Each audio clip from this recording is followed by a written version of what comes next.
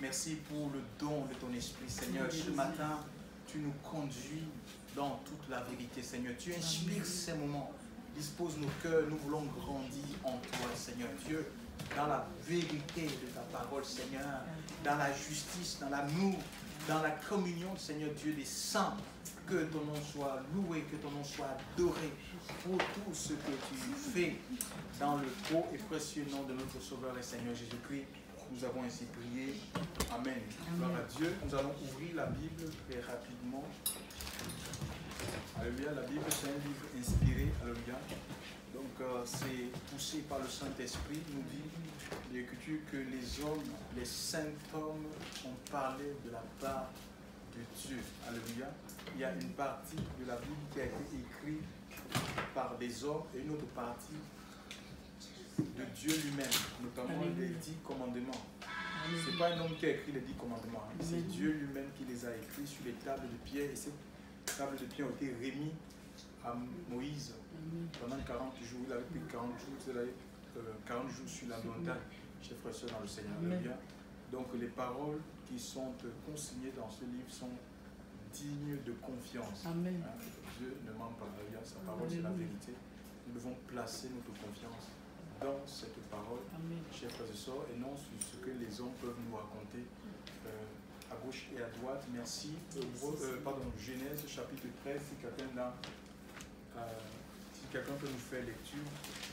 Genèse chapitre 13, le premier verset au verset 14. Nous écoutons la lecture. Merci.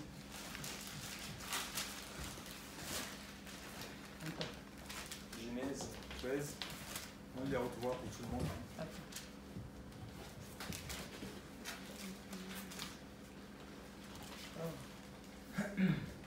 Abraham donc monta d'Égypte vers le Midi, lui, sa femme et tout ce qui lui appartenait, et Lot avec lui. Et Abraham était très riche en bétail, en argent et en or. Et il s'en retourna en suivant la route qu'il avait suivie du Midi à Bethel jusqu'au lieu où il avait dressé ses tentes au commencement, entre Bethel et Haï, au même lieu où était l'autel qu'il y avait bâti au commencement. Et Abraham invoqua là le nom de Yahweh. Lot aussi, qui marchait avec Abraham, avait des brebis, des bœufs et des tentes. Et le pays ne pouvait les porter pour demeurer ensemble, car leurs biens étaient si grands qu'ils ne pouvaient demeurer ensemble. De sorte qu'il y eut querelle entre les bergers du bétail d'Abraham et les bergers du bétail de Lot. Or, en ce temps-là, les Cananéens et les Phérésiens habitaient dans le pays. Et Abraham dit à Lot, je te prie qu'il n'y ait point de dispute entre moi et toi, ni entre mes bergers et les tiens, car nous sommes frères. Tout le pays n'est-il pas devant toi? C'est par toi, je te prie, avec moi. Si tu vas à gauche, j'irai à droite, et si tu vas à droite, j'irai à gauche. Et Lot leva les yeux et vit que toute la plaine du Jourdain était entièrement arrosée. Avant que Yahweh ait détruit Sodome et Gomorrhe, c'était jusqu'à Tsoar, comme le jardin de Yahweh et comme le pays d'Égypte. Et Lot choisit pour lui toute la plaine du Jourdain et alla du côté de l'Orient. Ainsi, ils se séparèrent l'un de l'autre. Abraham habita dans le pays de Canaan, Et Lot habita dans les villes de la plaine et dressa ses tentes jusqu'à Sodome.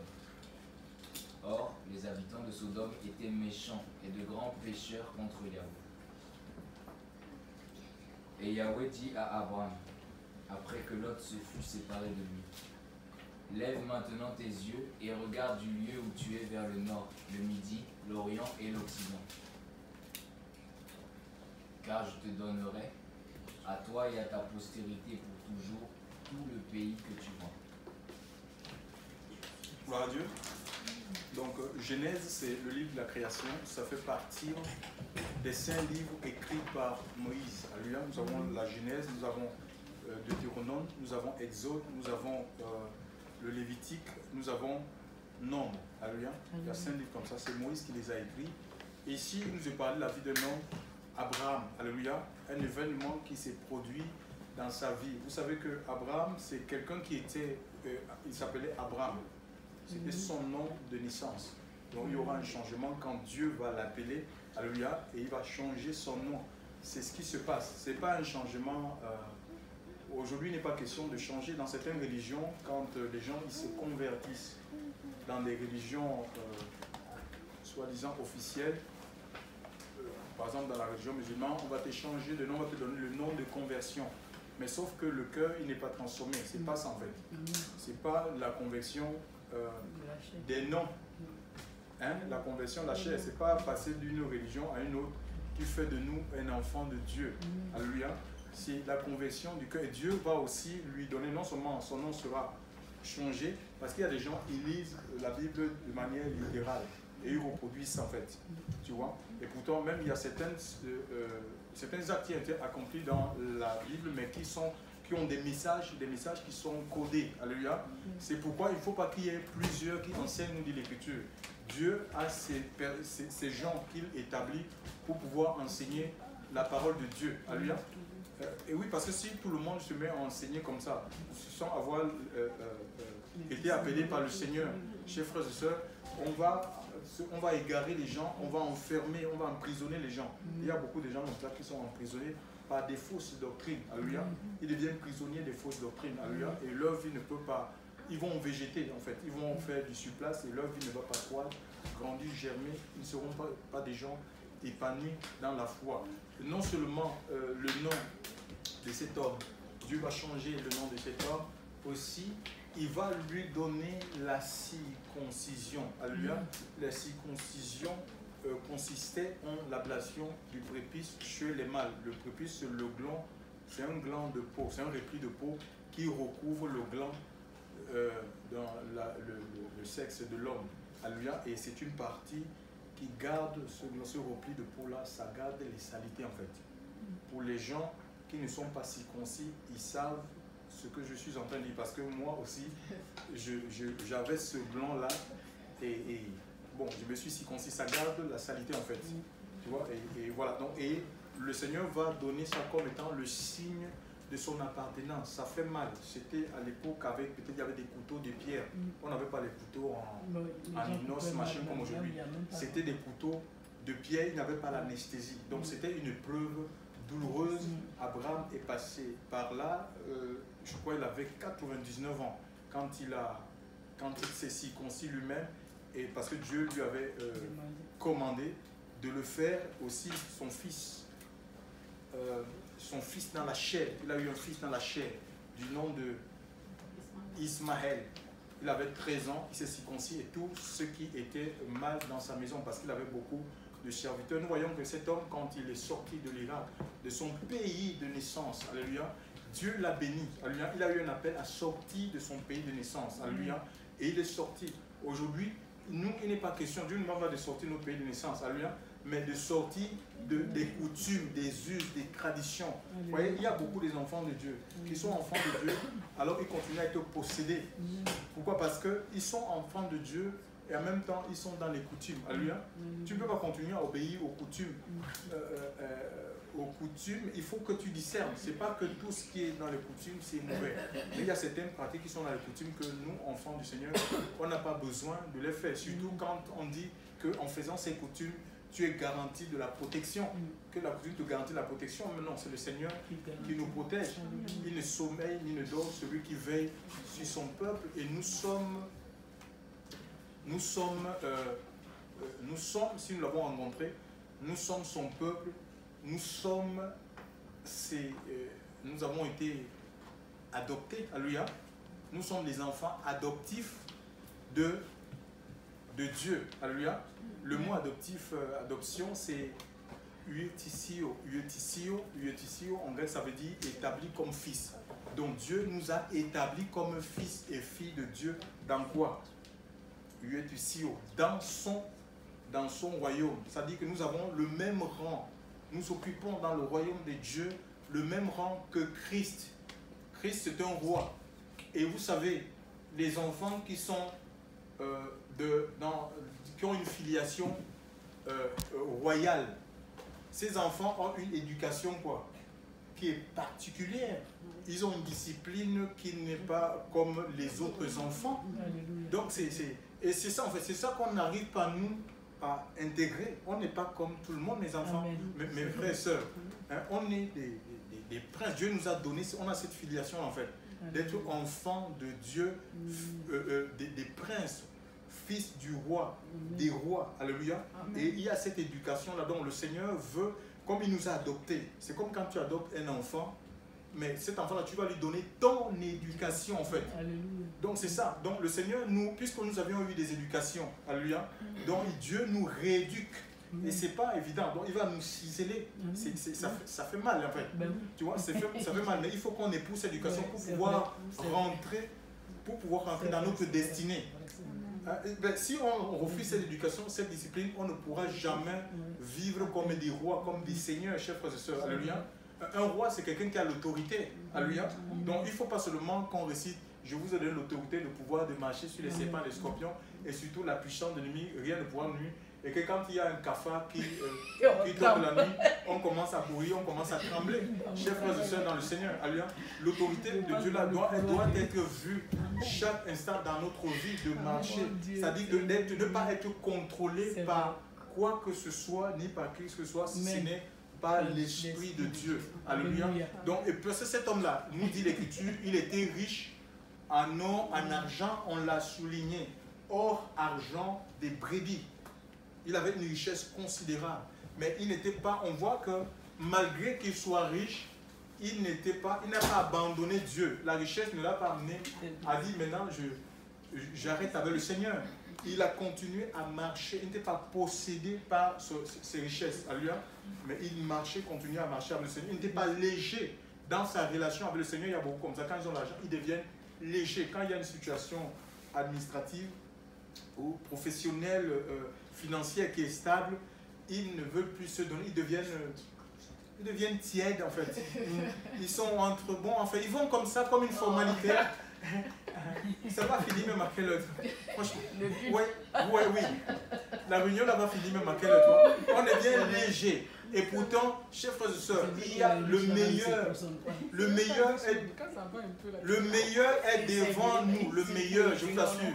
Le meilleur est devant nous. On va de gloire en gloire. Alléluia. Quand nous lisons l'histoire d'Isaac et tout ça, la question dit qu'ils sont devenus fort riches. Amen. Fort riches. Hein? Salomon ne pouvait plus compter leurs richesses. Alléluia. Les lois économiques du temps de Salomon n'existaient pas. On met les lois économiques à cause de la rareté. Parce qu'il y a des crises. C'est pourquoi on met en place des lois économiques. Mais du temps de Salomon, l'argent, c'était comme des pierres. L'argent et l'or, c'était comme des pierres qu'on peut ramasser, les cailloux qu'on ramasse. Vous vous rendez compte? Et Dieu peut nous enrichir comme ça, pas seulement sur le plan matériel, mais spirituellement. La Bible, c'est un océan de connaissances, chers frères et sœurs. La Bible dit aux profondeurs de la connaissance, de la sagesse de Dieu qui a connu sa pensée. Alléluia. La notion de la profondeur, ça veut dire qu'on peut puiser, c'est comme une mine où tu vas creuser, tu découvres toujours des nouvelles perles. Des nouvelles perles. Tu vas de révélation en révélation, d'émerveillement en émerveillement. C'est une vie de merveillement, chers frères et sœurs, dans le Seigneur. Tu es étonné toi-même et ta vie doit être ainsi. Hein, doit étonner les gens. Mais pour cela, il faut que nous suivions, chers frères et sœurs, qu'on suive le Seigneur. Parce que l'objectif, nous disait tout à l'heure la sœur qui nous a conduit dans la louange et l'adoration, c'est c'est le salut. Alléluia. Alléluia. Oui, donc on doit rester persévérant. Et si on reste persévérant, nous allons vivre la gloire de Dieu. Amen. Nous allons expérimenter le repos du Seigneur. Amen. Et nous serons un instrument entre ses mains. Alléluia. Amen. Il n'était pas possédé par ses richesses. Et, ouais, parce qu'en fait, donc, pourquoi? Parce qu'il y a quelque chose qui contrôlait sa vie. C'est l'Esprit de Dieu. Ouais, il y a beaucoup de personnes qui disent, Seigneur, donne-moi l'argent. Oui. Regardez comment les gens qui sont riches, ils vivent. Ils ont des femmes partout. Pourquoi? Parce qu'ils n'ont pas le contrôle sur leur chair. Ils n'ont pas le pouvoir de contrôler ni leur argent, ni leur... Parce que l'argent va t'amener, ça a un pouvoir, le pouvoir d'acheter. Tu peux acheter le sexe, tu peux acheter tout ce que tu veux avec l'argent. D'accord? Donc c'est comme ça, ça va te pousser à acheter même des choses même que tu n'as pas besoin. Tu vas acheter des maisons même que tu n'habites pas. Tu vois? Parce qu'il faut seulement montrer 4, 5, 6, 7 voitures. Les gens peuvent être à pied là uniquement pour t'avoir. C'est la chair qui est comme ça en fait, le moi. C'est comme ça, tu vas vouloir montrer que voilà, c'est moi qui existe en fait. En dehors de moi, il n'y a plus personne. C'est comme ça que la chair est, quand on est vide du Seigneur. Mais si tu as l'Esprit de Dieu en toi, tu vas contrôler ton argent. Alléluia. Tu vas contrôler ta vie, tes pulsions. Les pulsions de colère, les pulsions sexuelles. Tu vas pas... Comment quelqu'un tu peux avoir, il y a des gens qui ont 100 enfants avec plus de 40, 60, 70 femmes. C'est pas normal ça. Dieu ne nous a pas créés comme ça, chers frères et sœurs. Tu vois, que tu vas balader ta vie à gauche et à droite. C'est pas une vie ça. Mais ces gens-là, on sent que ça, c'est des personnes qui sont avec Satan. C'est pas une vie de Dieu. Tu vois, quand Dieu vit en toi, il te donne de marcher dans ses voies. Alléluia. On a besoin de l'Esprit de Dieu. D'être constamment renouvelé dans l'Esprit de Dieu. C'est l'Esprit de Dieu qui nous permet de demeurer dans les voies du Seigneur. Alléluia. Voilà, et ça, c'est la relation en fait. C'est le cœur, c'est pas autre chose. Alléluia. C'est pas autre chose. D'accord? Donc, c'est le cœur. Donc, je vous ai parlé de la circoncision. Il avait reçu la circoncision. Donc, il fallait que cette partie-là, de sa vie, cette peau-là soit coupée. C'est une épreuve qui est douloureuse, qui est difficile. Alléluia. C'est pas évident. Mais il le fallait, c'était le signe de l'appartenance. C'est ce qui faisait, c'est ce qui le distinguait des autres nations. Parce que les autres nations n'avaient pas cette marque-là dans leur chair. Alléluia. C'est ça, c'est la nouvelle naissance. Ce n'est pas les voitures, les maisons qui nous distinguent des païens, puisqu'ils ont ces choses. Parfois même mieux que nous. Alléluia. Mais la vie de Dieu, la vie sainte. Alléluia. La vie, ils ne peuvent pas la produire. Satan ne peut pas donner une vie sainte. Satan peut te donner les richesses du monde. Le diable donne les richesses du monde. Le diable même peut t'ouvrir des portes, toi, enfant de Dieu, pour t'égarer, pour te sortir de la présence de Dieu. Donc il faut que tu viennes. Il y a des choses qui ne viennent pas du Seigneur. Alléluia. Ça paraît des bénédictions, mais qui ne sont pas de Dieu. Il faut être à l'écoute. Et parfois, quand il y a des portes qui se ferment, au lieu de se lamenter, ne te lamente pas parce que Dieu, pour toi, c'est un bon Père. Alléluia. Même nous pouvons demander des choses. Et ces choses ne nous sont pas accordées. Il faut qu'on rende grâce au Seigneur. Et parfois, Dieu va nous donner des choses que nous n'avons pas demandées et nous priver des choses que nous demandons. Parce qu'il sait que ce que nous demandons peuvent être des pierres, ça peut être des pierres d'achoppement. Alléluia. Des freins pour notre marche, alléluia, avec lui. C'est pourquoi il faut rendre grâce. On n'est pas là pour que le Seigneur, oui, fais-moi ça, fais-moi ça, fais-moi ça. L'évangile où on parle seulement, on parle des gens, des choses, mais viens à Jésus, il va te donner ceci, il va t'ouvrir des portes financières, matérielles, machin, tout ça. C'est des demi-vérités, chers frères et sœurs. Ce n'est pas la vérité. Une demi-vérité n'est pas la vérité. Le Seigneur est allé à la croix, ce n'est pas pour nous rendre milliardaires, c'est pour nous réconcilier avec le Créateur, avec Dieu. Alléluia. Donc, quand on est réconcilié avec le Seigneur, on a la paix avec le Seigneur. C'est ça qu'on a premièrement besoin. La paix avec Dieu. Et alors maintenant, nous aurons la paix. Nous allons expérimenter le repos dans tous les autres domaines. Nous devons rechercher premièrement la paix avec le Seigneur. Alléluia. C'est ça qu'on doit prêcher aux âmes quand ils viennent, qui doivent se réconcilier avec le Seigneur. On les parler, oui, tu auras bébé. Tu peux avoir le bébé si tu vas chez le marabout. Il peut te mettre un bébé dans le ventre, chers frères et sœurs dans le Seigneur. Donc c'est pas ça en fait. C'est que les gens soient en paix avec Dieu, qu'ils abandonnent la vie de péché, qu'ils se repentent, alléluia, de leur péché pour espérer le salut. Le salut éternel, chers frères et sœurs dans le Seigneur. Alléluia. Parce que c'est le péché qui nous sépare, voyez-vous, du Seigneur. Gloire à Dieu. Donc, Abraham, ici, il y a quelque chose, un événement qui va se produire dans sa vie. Alléluia. Donc, je disais, il était riche, il n'était pas possédé par ses biens. Et il y a un conseil dans le livre de Timothée. C'est Paul qui le donne à Timothée. 1 Timothée 6, verset 17. Quelqu'un peut lire, s'il vous plaît. 1 Timothée, chapitre 6, verset 17.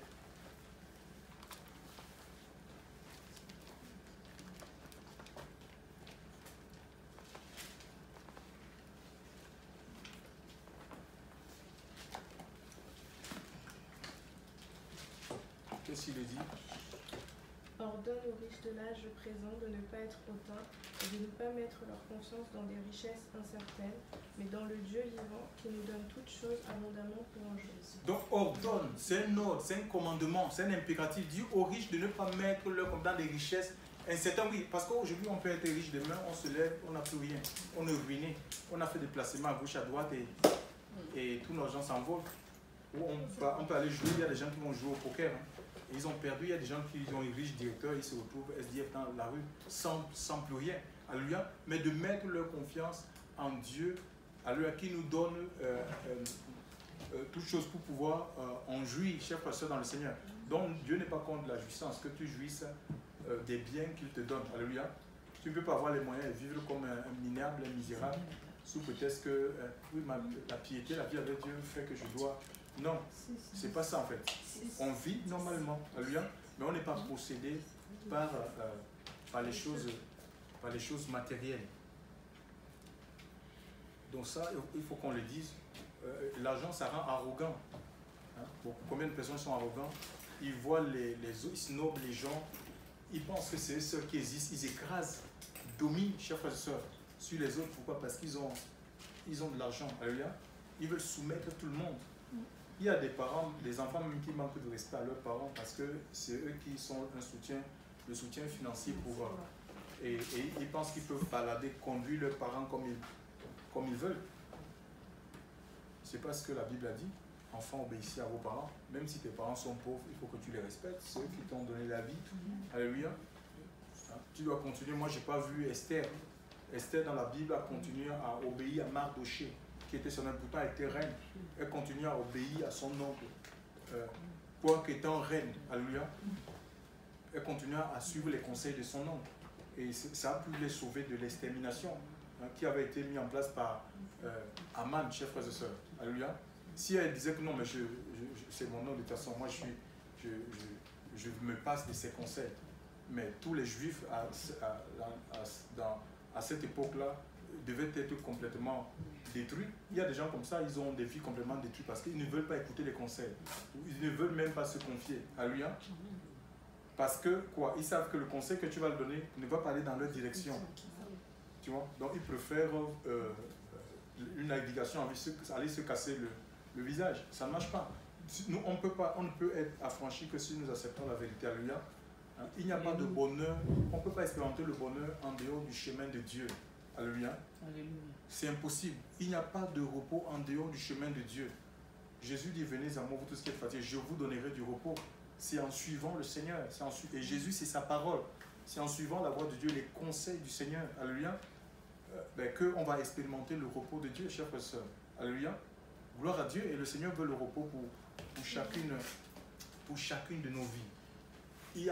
L'Écriture nous dit ici que leur bien était tellement considérable que maintenant il va y avoir une dispute entre les bergers du troupeau de Lot, qui était son neveu, et ceux d'Abraham, son oncle. Et Abraham, un homme avisé, un homme intelligent, il va dire non.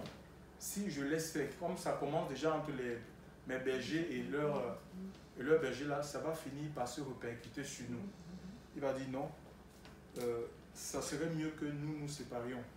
Si tu vas au nord, je vais au sud. Si tu vas au sud, je vais au nord. Je voulais quand même vous rappeler que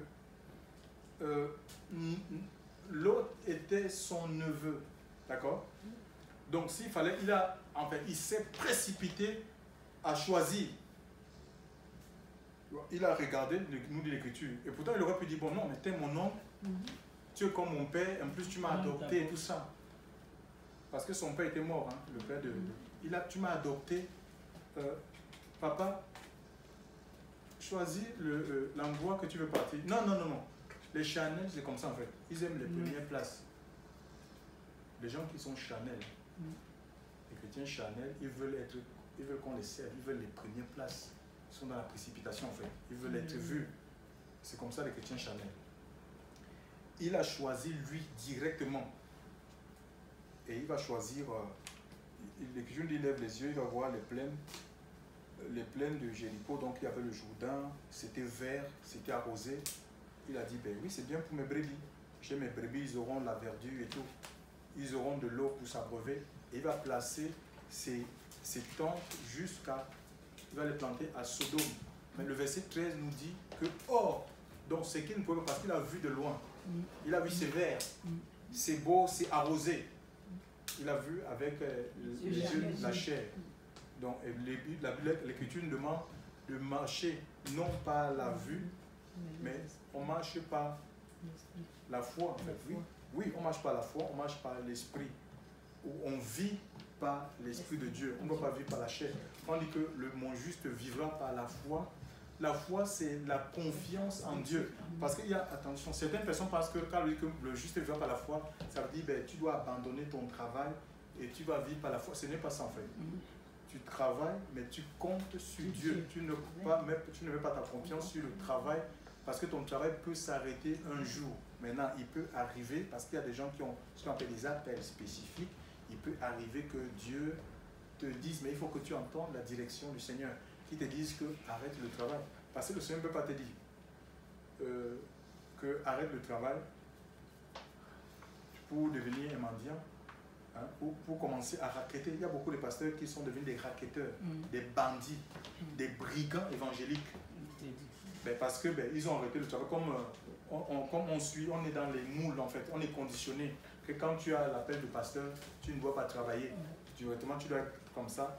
Les brebis les âmes vont te nourrir. Parce qu'on a des besoins. Hein. On a besoin de rentrer. Après, ça va naître la convoitise. Tu vas commencer à convoiter les choses des chrétiens. Tu commences à faire des fausses révélations. Dieu a dit que donne-moi 2000 euros. Dieu a dit que tu as 2000 euros dans ton compte, que tu dois donner 1000 euros. Mais comme les gens ne sont pas enseignés, l'homme de Dieu a parlé. Voilà la carte bancaire et voilà le code même. Vas-y, homme de Dieu. Tu vois, oui, c'est comme ça. Tu vas devenir un escroc, un brigand, un voleur, chef pasteur dans le Seigneur. Mais parce que si Dieu te dit arrête le travail, il va créer lui-même les moyens pour que tu ne sois pas dans la disette, que tu ne manques de rien. D'accord? Donc c'est comme ça, il faut écouter le Saint-Esprit. Il faut écouter le Saint-Esprit, il faut aller dans la direction de l'Esprit. Alléluia. Gloire à Dieu. Merci Seigneur. Donc, je ne vivrai pas la foi. Donc, lui, il a eu ce qu'on appelle, il avait la chair. Et il a vu un endroit, la ville peut-être était illuminée. C'était très beau. Il entendait peut-être des chants là-bas. Allez, allez, allez, allez, allez, allez, il a dit non, là-bas, quelle jolie ville. C'est là-bas. Je vais aller m'installer là-bas. Donc, il est allé. Bon. Et il est allé, et l'Écriture dit que, or, les habitants, ce qui ne savait pas, c'était des grands pécheurs devant Dieu. Et non seulement c'était des grands pécheurs devant Dieu, mais ils ne savaient pas que le jugement de Dieu pesait déjà sur cette ville. Il était arrêté par rapport à la ville de Sodome et Gomorrhe. Il va prendre et ses serviteurs, et ses troupeaux, ses brebis. C'était un homme qui était riche, nous dit. Parce que l'Écriture nous dit que leur richesse était considérable, qu'ils ne pouvaient pas rester ensemble, mais sauf qu'il n'a pas suivi la direction de l'Esprit. Il a suivi ses propres intérêts. Alléluia. Et il nous dit, celui qui cherche à sauver sa vie fait quoi? Il la paiera. Alléluia. Donc il a cherché à sauver, il a cherché ses intérêts. Il est allé s'installer. Et nous voyons, vous savez, c'est un peu comme ça, quand on est charnel, les chrétiens qui sont charnels, leur centre de gravité, c'est le mal, c'est le péché. C'est des gens qui gravitent autour du mal. D'accord? Ils sont autour du mal. Ils seront avec des gens, des pécheurs. Alléluia. Des gens pécheurs. Pourtant, l'Écriture nous l'interdit, que tu ne dois pas marcher en compagnie des moqueurs. Des gens qui se moquent de Dieu, qui ne veulent pas de Dieu, qui ne sont pas conscients que leur corps, c'est le temple du Saint-Esprit. Et même Satan, quand il veut te sortir, d'accord, de la vision de Dieu. Les mauvaises compagnies peuvent t'empêcher d'entendre la voix du Seigneur. Hein. Dieu te parle, mais Dieu comme parce que l'autre en hébreu, ça veut dire c'est voile en fait. C'est une voile, c'est une couverture. C'est une couverture. Et la couverture peut m'empêcher, un voile m'empêche de voir ce qui est au-delà, de l'autre côté. Donc, et quand tu vois le verset 14, c'est quand l'autre se sépare de son nom, que Dieu maintenant va dire à l'autre, le verset 14, si vous l'avez lu, que lève les yeux, regarde tout le pays, je te donne, que tu entendes la voix de Dieu. Il y a des amitiés comme ça. Alléluia. Il ne faut pas faire des amitiés charnelles, alléluia, qui sont comme qui sont pesants, qui sont comme des épines à vos côtés, chers frères et sœurs, qui vont vous empêcher, au lieu de vous faire avancer, ça vous reculez. Vous allez en arrière, vous êtes statique, chers frères et sœurs, dans le Seigneur. C'est dur, hein? C'est dur de marcher avec le Seigneur. C'est une vie de séparation, chers frères et sœurs. Sinon, tu ne rentreras pas. Le diable va t'empêcher. Parce qu'on va vers le royaume. On doit aller à la montagne, alléluia. À la montagne sainte, alléluia, dans la présence de Dieu. Dieu nous a appelés pour vivre dans sa présence. C'est une marche qui est continue, chers frères et sœurs. Alléluia. C'est comme ça. Et il y a des choses comme ça. Satan utilise même des personnes pour vous arrêter, pour vous sortir de la vision de Dieu. Ils vont même essayer de vous culpabiliser par rapport à votre position. Tout simplement pour vous déstabiliser, chers frères et sœurs, dans le Seigneur. Alléluia. Et oui, il faut écouter plus la voix du Seigneur. Alléluia. Il faut écouter le Saint-Esprit. Alléluia. Il faut écouter l'Esprit de Dieu. Hein, il a été donné pour nous conduire, pas autre chose. Alléluia. Donc, cet homme est allé là-bas, à Sodome, et vous voyez ce qui s'est passé. Les hommes, ils couchaient avec les hommes. Et comment tu peux te plaire dans cette vie? Mais comme il y avait un peu de Dieu en lui, il était tourmenté journalièrement. Mais c'est comme ça. Quand tu es au milieu des gens qui sont dans les abominations, imagine un peu toi, enfant de Dieu, si tu vas, viens, tu vas dans une boîte de nuit. Ah, viens, c'est pas grave. Tu ne vas pas danser. Non, tu ne vas pas danser, tu vas t'asseoir, tu bois ton coin, nous on sera là, on va... Tu ne peux pas être... Hey, tu ne peux pas être bien. Tu vas dire comme ça, tu vas voir, mais tu ne peux pas être, tu seras tourmenté. Pourquoi? Parce qu'il y a l'Esprit de Dieu dans ton cœur. Et que là, ce n'est pas ta place. Alléluia. Ce n'est pas ta place. C'est comme ça, même si tu fais semblant, ce n'est pas ta place. Et Dieu va t'alerter, si tu n'écoutes pas. Mais le Seigneur, la présence de Dieu va te quitter et c'est fini, c'est la mort. Hein. C'est la mort spirituelle. Donc, il était là, il était tout... Mais tout ce qu'il voyait, parce que c'est des choses qu'il n'avait jamais vues. Même quand j'étais chez mon oncle, avec mon oncle, on n'a pas vu ces pratiques. Les hommes qui vont avec les hommes, les femmes qui vont avec les femmes, l'inceste. Alléluia. Et on voit plus tard, quand ils sont sortis grâce à l'intercession d'Abraham, parce que quand les anges ont été envoyés pour détruire cette ville, mais Abraham va intercéder, alléluia, et Dieu aura pitié de lui et de ses deux filles. Ils vont sortir, ils sortiront de pourtant, ils sont partis, un peuple nombreux, avec des biens. Il était même marié, sa femme, elle est devenue une statue de sel parce qu'elle a regardé en arrière, tout ça. Ils ont tout perdu, alléluia. Quel gâchis. Même ses serviteurs. Il a tout perdu, même ses serviteurs, il a tout perdu. C'est comme ça en fait. Vraiment, il faut écouter, même quand on a envie de faire des investissements, je vous assure, rassure-toi que Dieu est dans l'affaire. Rassure-toi, ne dis pas seulement oui, ne te fie pas à ce que tu vois aux paroles, oui c'est bien, ça va marcher. Non. Est-ce que Dieu est dans l'affaire, chers frères et sœurs? Alléluia. Parce que ce qui est bâti par Dieu et pour Dieu, ça traverse le temps, ça perdure. Alléluia. C'est comme ça en fait. Nous faisons trop des erreurs, chers frères et sœurs, parce qu'on fait des choix qui nous arrangent, qui arrangent notre chair, qui vont élever notre chair, alléluia. Mais celui qui doit être élevé, ce n'est pas notre chair, c'est le Christ, alléluia. On doit laisser Christ se lever en nous, et Jean-Baptiste l'avait compris, c'est pourquoi il a dit, il faut que je diminue et que lui croisse, lui grandisse, chers frères et sœurs. C'est une vie de progrès. Nous devons aller de progrès en progrès. Hein? Chaque année, on doit dire, oui, j'ai pris de la musculation, chers frères et sœurs. Que j'ai pris de la taille, j'ai pris de la hauteur, je parle sur le plan spirituel.